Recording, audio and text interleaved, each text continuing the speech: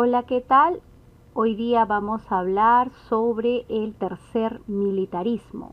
Esta es una etapa de la historia del Perú en la que los militares toman el poder del Estado. Este periodo va a tener su comienzo en 1930 con la llegada al poder de Luis Sánchez Cerro y termina con Óscar Benavides. Este permanece en el gobierno hasta 1939. Veamos algunas características de su gobierno. Recordemos que en esa época había una situación muy difícil, había una crisis económica mundial y esto repercutía al Perú. Esto produjo grandes migraciones internas del campo a la ciudad y el Perú se llegó a convertir en un país de raíces andinas y rurales a un país básicamente costeño y urbano.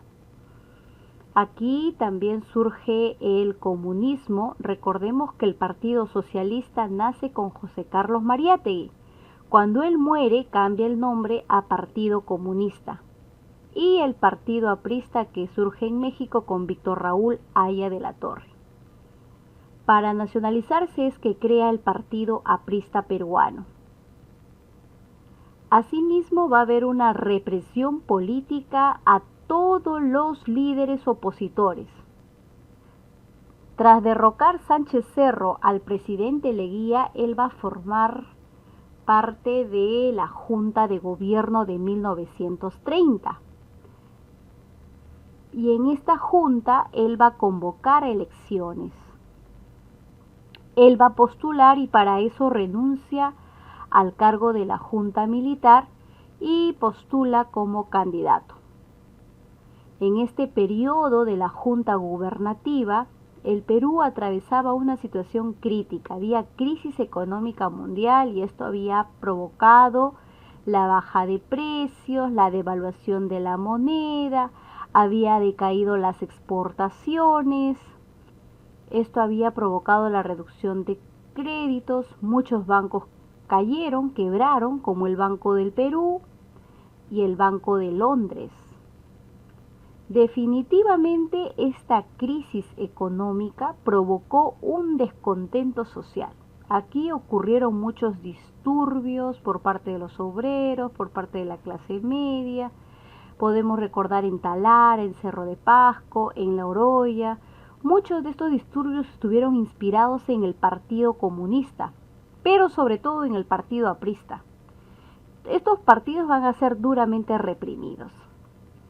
Dentro de esta Junta de Gobierno también se establece el Tribunal de la Sanción Nacional para juzgar los casos de enriquecimiento ilícito durante la dictadura del gobierno de Leguía.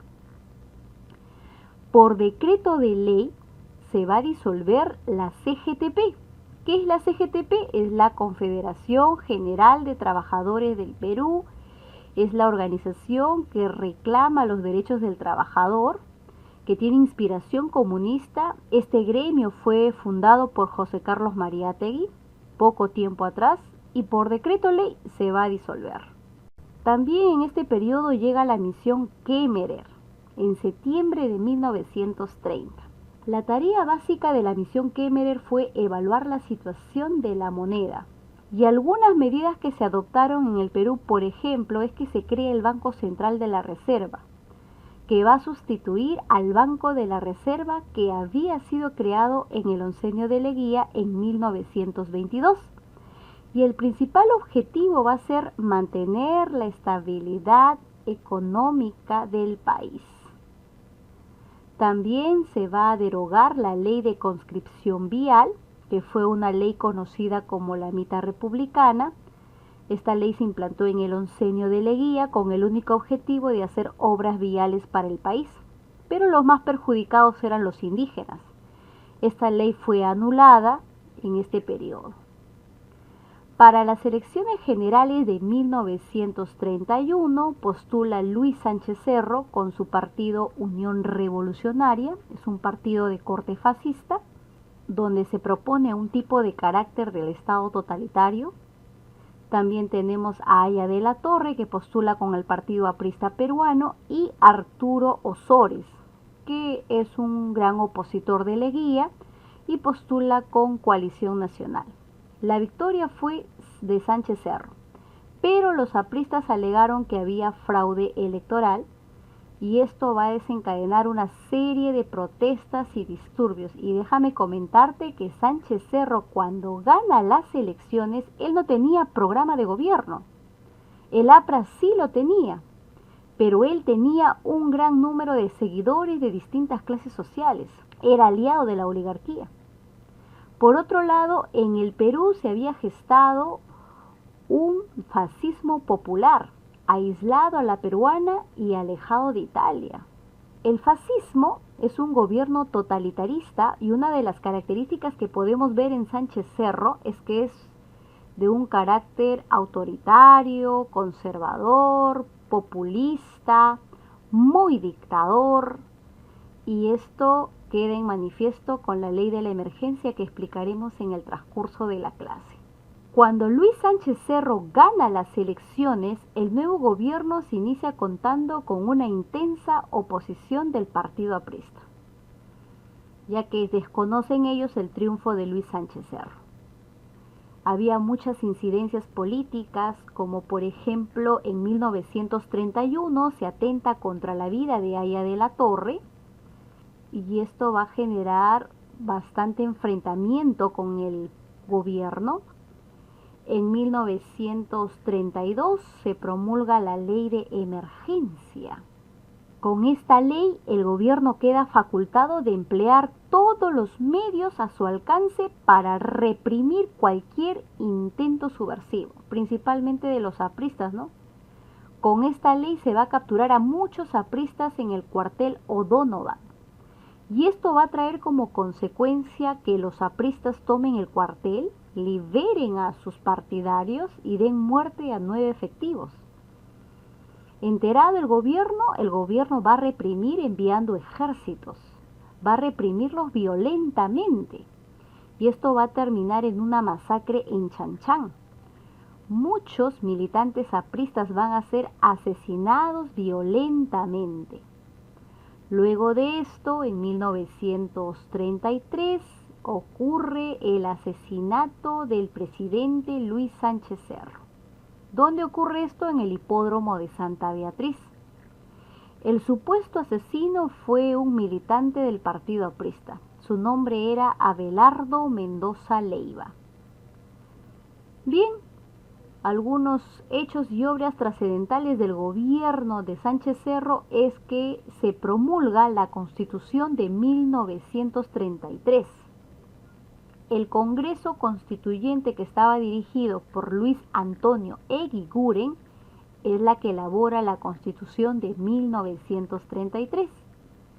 Algunas medidas interesantes que quiero mencionar de esta Constitución es que, para empezar, se prohíbe la reelección presidencial. Se otorga la libertad de cultos, pese a que la religión católica era la religión oficial. Se da la obligatoriedad del voto secreto para los ciudadanos letrados. También se va a establecer el periodo presidencial de 5 años a 6 años. También se va a autorizar el voto femenino. Por primera vez la mujer va a tener participación, pero en las elecciones municipales. Ya con Odría va la mujer participar con su voto en las elecciones presidenciales. También se da la libertad laboral, pero el punto más controversial que tiene la Constitución de 1933 es el artículo 53. En el cual el Estado no va a reconocer la existencia de los partidos políticos de organización internacional. Los que pertenecen a ellos no pueden desempeñar ninguna función política. Con eso prácticamente quedaba fuera de la legalidad el partido aprista. Algunas obras de su gobierno es que trató de frenar la migración a la ciudad, atendiendo la necesidad de los pueblos. Se inician proyectos también de colonización en la selva, Se amplía la legislación a favor de los indígenas. En el campo laboral y social se concedió al obrero descanso remunerado por el Día del Trabajador, el 1 de mayo. El 1 de mayo el trabajador va a tener una retribución.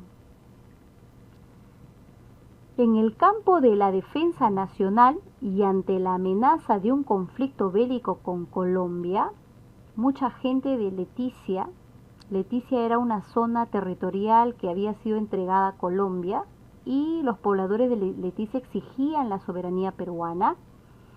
Entonces, en vista de una amenaza de conflicto, el gobierno lo que va a hacer es va a crear jefaturas superiores de defensa nacional. También se va a ordenar la construcción de 3 cuarteles, La Perla en el Callao, Juliaca en Puno, Iquitos en Loreto. También se van a adquirir equipos complementarios para el ejército, para la policía. Se va a disponer de la construcción del Hospital de Sanidad de Las Palmas. Se va a intentar renovar el armamento bélico. La recuperación de Leticia va a estar a cargo del general Óscar Benavides. Él va a ser enviado para que pueda exigir la recuperación, la devolución del territorio, para que pueda negociar la devolución de Leticia. Acá tenemos una foto de un periódico de la época sobre el asesinato de Luis Sánchez Cerro. ¿Qué dice la portada? Una muchedumbre compacta se extiende en todo el trayecto fúnebre cortejo. Sánchez Cerro murió en el acto. Abelardo Mendoza Leiva, un afiliado del APRA, lo asesina. Ante la muerte de Sánchez Cerro y ante la ausencia de un vicepresidente, el Congreso va a nombrar como presidente al general Óscar Benavides, el que está en la foto, quien debe concluir todo su periodo luego de haber fallecido el presidente, o sea, hasta 1936. Para dar solución a los problemas internos va a ratificar el tratado limítrofe con Colombia, que es el Salomón Lozano. Bien, en el gobierno de Óscar Benavides, que se desarrolla entre 1933 y 1939, se inicia una persecución muy dura contra el APRA. Este régimen tuvo como lema orden, paz y trabajo. También se caracteriza por su simpatía con el gobierno de Sánchez Cerro, sobre todo con las ideas del fascismo. Durante este gobierno se va a dar una recuperación del agro, de la industria azucarera, va a haber un alza de precios en el mercado internacional y esto va a favorecer la economía peruana. También va a haber mucha confrontación, se van a clausurar partidos políticos, se van a deportar a los líderes, se va a construir el Palacio de Gobierno, el Palacio de Justicia, se va a remodelar la Plaza de Armas, se crea el Código Civil de 1936. Aquí también surge el asesinato del director del diario El Comercio, Antonio Miro Quesada, y su esposa. ¿Quién lo asesina? Carlos Ester Lanfot. Fue un dirigente aprista y cuando lo capturan, este joven manifiesta que había decidido matar al señor Miro Quesada porque con los editoriales de su periódico incitaba a matarse entre peruanos. En 1936 se producen elecciones presidenciales, la cual gana el candidato Luis Eguiguren. Este va a ganar por el apoyo del APRA, pero el Congreso va a invalidar este proceso electoral y va a decidir prorrogar el mandato de Óscar Benavides hasta 1939. Déjame comentarte que los militares juraron que nunca el APRA iba a gobernar. Podríamos decir nosotros que fue la única victoria aprista, la de este candidato Luis Eguiguren. En 1939 se convoca a elecciones, quien gana las elecciones es Manuel Prado, y de esta manera se va a poner fin al tercer militarismo.